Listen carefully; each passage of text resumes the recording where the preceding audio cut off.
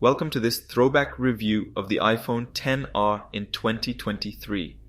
Despite its initial release back in 2018, the iPhone XR has continued to captivate users with its blend of impressive features and budget-friendly appeal. In this video, we'll dive into how this smartphone holds up in today's fast-paced tech landscape.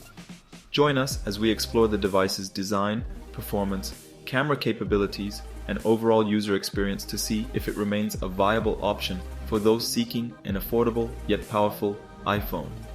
Let's find out if the iPhone XR can still compete in a world where new smartphones seem to launch every other day.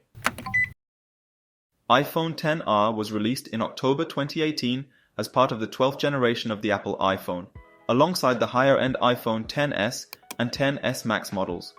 It was positioned as a more budget-friendly option, and it features a 6.1-inch Liquid Retina LCD display, an A12 Bionic chip, and a 12-megapixel rear camera. It was generally well received by both critics and users when it was released. The iPhone XR's strong performance, lower price point, and appealing features made it a popular choice among consumers, contributing to its positive reception in the market. But what about 2023?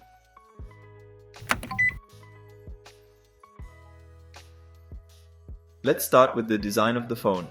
It has glass on both the front and the back, and it holds an IP67 rating, meaning it can be submerged in a variety of liquids for up to 30 minutes. It was available in a variety of colors, and that made it a bit more interesting. For the first time since the iPhone 5C, people were getting rich, colorful choices from Apple: red, blue, yellow, and coral. For those who want something a bit more conservative, there were also white and black options. I like it a lot in this blue color. I'd say it's Twitter blue, but Twitter is gone. RIP. The edges around the phone are aluminum, a step down from the stainless steel in the iPhone XS and XS Max. But the color here is more metallic, providing a nice, complementary two-tone look. The buttons are clicky as usual. Only one port is present. For charging and data transfer, no audio jack. The iPhone XR looks a lot like the iPhone 8 from the back with its single camera lens, but flip it over and you get the full iPhone X treatment. There's a notch, no home button, and an edge-to-edge screen for the most modern iOS experience. I'd say it looks good nowadays, and the build quality is traditionally good. The XR has an LCD display known as Liquid Retina, instead of the screen used on the X, XS, and XS Max. The display on the XR has a resolution of 1792 by 828 pixels and a pixel density of 326 pixels per inch, compared with 458 ppi on other X branded iPhones. However, it has 120 Hz touch sample rate, which is the same as the XS and XS Max. Instead of 3D touch, the XR comes with haptic touch, where the user long presses until they feel a vibration from the Taptic engine. The display looked good for its time, but nowadays the difference is more noticeable compared to newer displays. The colors are not so vivid, but some people find this to be a plus. They're sick of oversaturation. The maximum brightness is also not very high compared to the current models in 2023. In direct sunlight, you might have difficulty with the iPhone XR. The display size and form factor of the phone overall are not too big.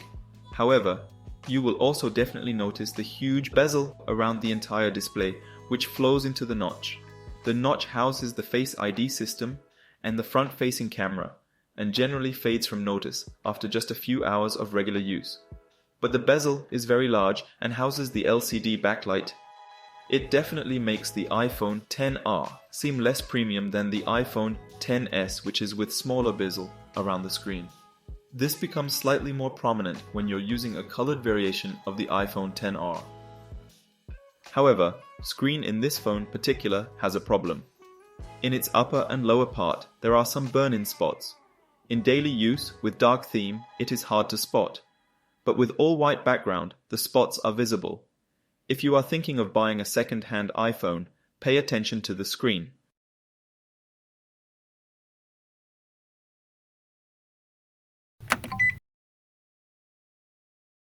Powering the iPhone XR is Apple's A12 Bionic system on a chip, paired with 3 GB of RAM. Being a 7nm chip allows a greater number of transistors to be packed inside the silicone. A12 Bionic is used in other Apple devices too, and was followed by a 13 Bionic in iPhone 11.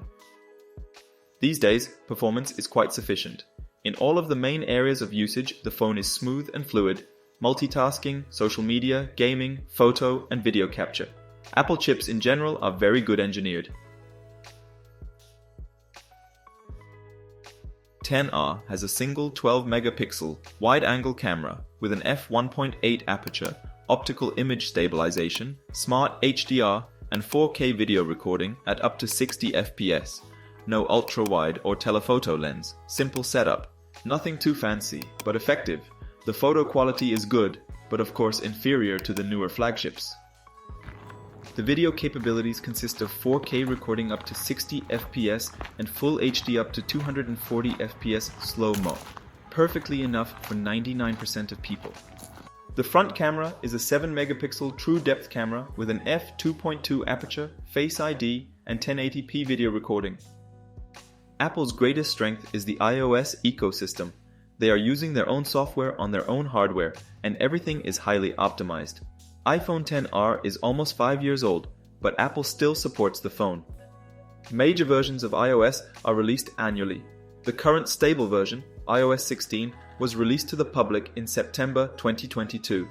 In June 2023, Apple announced iOS 17 during the WWDC 2023, which will be supported by iPhone XR. It will be the oldest iPhone device that supports iOS 17, which should provide updates for another year or two. I've tried a few games that I find interesting. Marvel Snap, Diablo Immortal, and Survivor IO.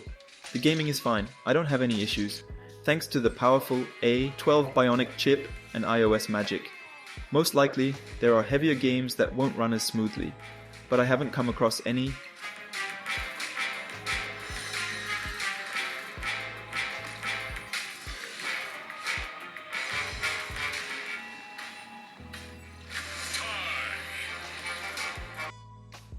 Another result of the great optimization is the battery. The power consumption of the iPhone XR is low. The battery size is almost 3000 mAh. The health of the battery in this phone is 87%, which is not bad. However, it will be different for each phone. It depends on how and by whom it was used. The unit today is more lightly used, so most phones on the second-hand market should be with more depleted batteries. Whether or not the iPhone XR is still worth buying in 2023 depends on your individual needs and preferences. If you are looking for the latest and greatest iPhone with all the bells and whistles, then the XR is probably not the best option for you. However, if you are looking for a powerful and affordable iPhone with a good balance of features, then the XR is still a good choice. Important aspects that should be checked for a possible purchase are the battery and the display. The chipset and software are fine for 2023, and the camera is fine for most of the people.